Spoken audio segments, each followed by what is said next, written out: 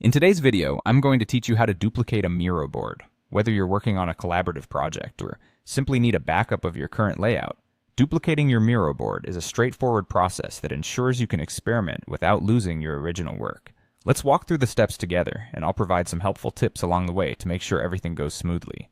To get started, you'll first need to navigate to your Miro dashboard. This is the main hub where all your boards are displayed, and it can be accessed by logging into your Miro account. Once you're there, you'll be able to see a list or grid of all your existing boards. Now take a moment to find the specific board that you're looking to duplicate. Once you've located your board, move your cursor over the board's thumbnail. As you hover, you'll notice various options, and one of these options is crucial for the duplication process. Look for the small icon consisting of 3 dots. This is commonly known as the More Options or Overflow menu. It's usually found in the top right corner of the board's thumbnail. Go ahead and click on these 3 dots. After clicking, a drop-down menu will appear, offering several different actions you can take. Here, you want to focus on the option labeled Duplicate. Selecting this will initiate the process of copying your board.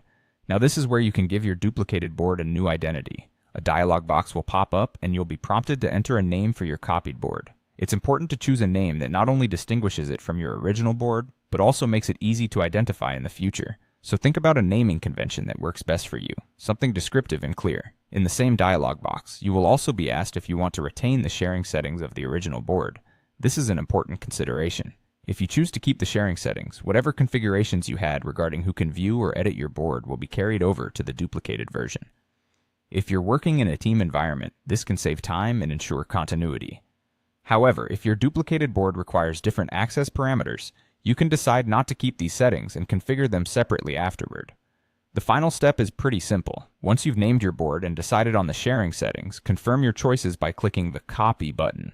After doing this, Miro will create a new board that mirrors the original, complete with all its content and, if selected, its sharing settings.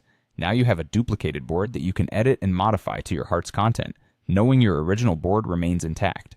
And there you have it, a complete duplicated board ready for you to use. I hope you found this guide clear and helpful.